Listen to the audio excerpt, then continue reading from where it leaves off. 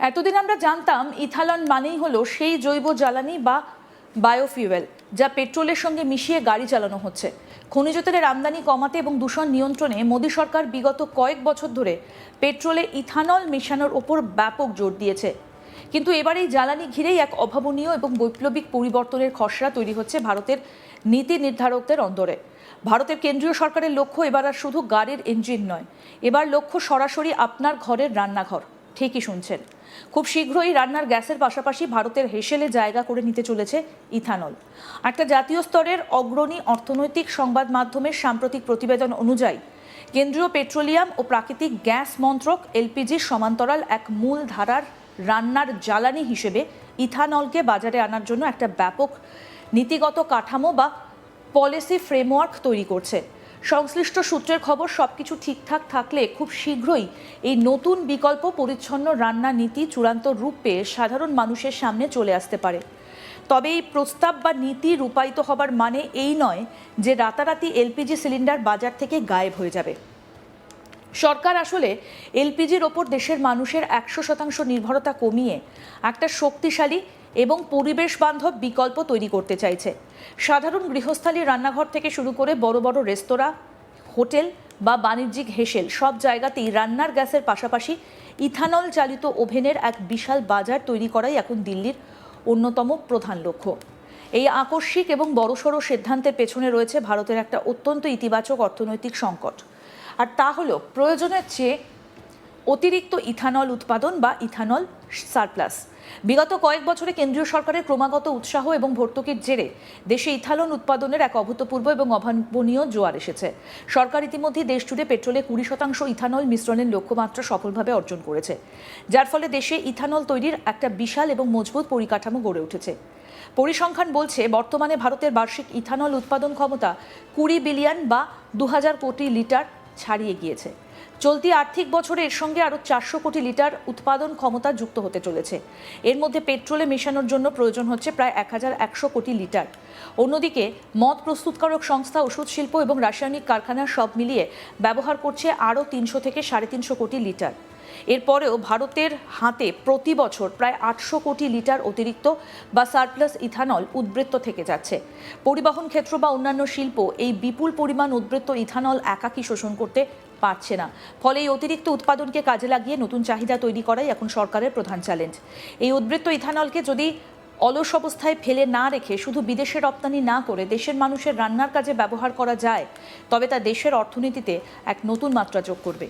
এই চিন্তাভাবনা থেকেই পেট্রোলিয়াম মন্ত্রক এবং জ্বালানি সরবরাহকারী সংস্থাগুলো যৌথভাবে এই নতুন রান্নার পলিসি তৈরির কাজে কোমর বেঁধে নেমেছে। অনেকের মনেই প্রশ্ন জাগতে পারে, তবে কি এবার লাল রঙের এলপিজি সিলিন্ডারের ভেতরে গ্যাসের বদলে তরল ইথানল ভরে দেওয়া হবে?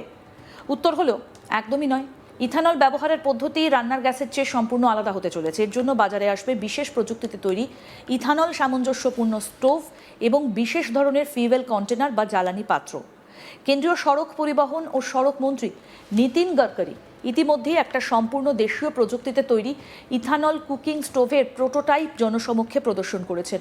তার দাবি, এই বিশেষ স্টোভটা ইথানলকে জ্বালানি হিসেবে ব্যবহার করে ঠিক এলপিজির মতোই নীল রঙের এবং অত্যন্ত শক্তিশালী অগ্নিশিখা তৈরি করতে পারে, যা রান্নার জন্য একেবারে আদর্শ। বর্তমানে সরকারের দেরিতে হলেও এই ধরনের স্টোভের বাণিজ্যিক উৎপাদনের আগে তার সুরক্ষা মান, গুণগত স্টোরেজ বা মজুতকরণের নিয়ম এবং সরবরাহ শৃঙ্খল নিখুঁতভাবে পরীক্ষা করে দেখা হচ্ছে।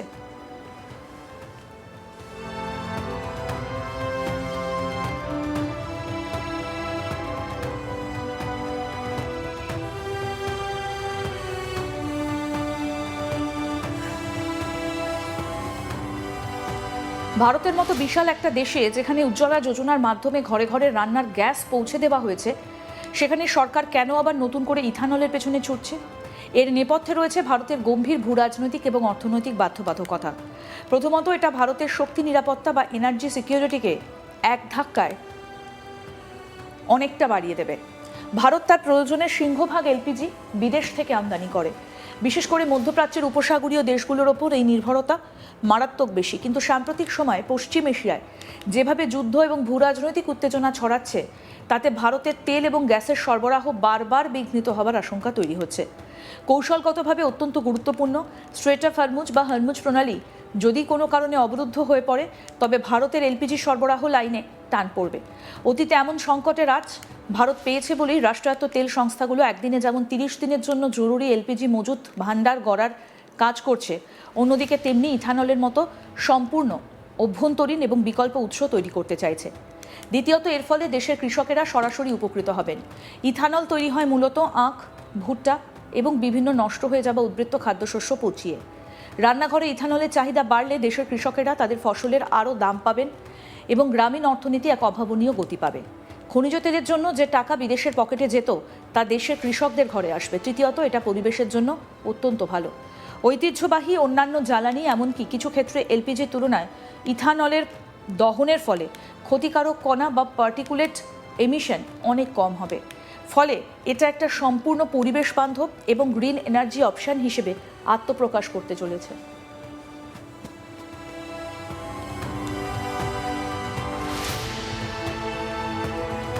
নতুন প্রযুক্তি আসার ফলে সাধারণ মানুষের মনে স্বাভাবিকভাবেই খরচ এবং ব্যবহারযোগ্যতা নিয়ে হাজারটা প্রশ্ন ওঠে।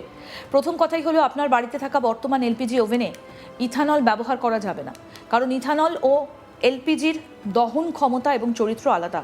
তাই গ্রাহকদের নতুন বিশেষ বার্নারযুক্ত স্টোভ কিনতে হবে। তবে এই রূপান্তরকে সহজ করতে সরকার একটা মাস্টার স্ট্রোক দিতে চলেছে, তা হলো বিশেষ ভর্তুকি বা সাবসিডি।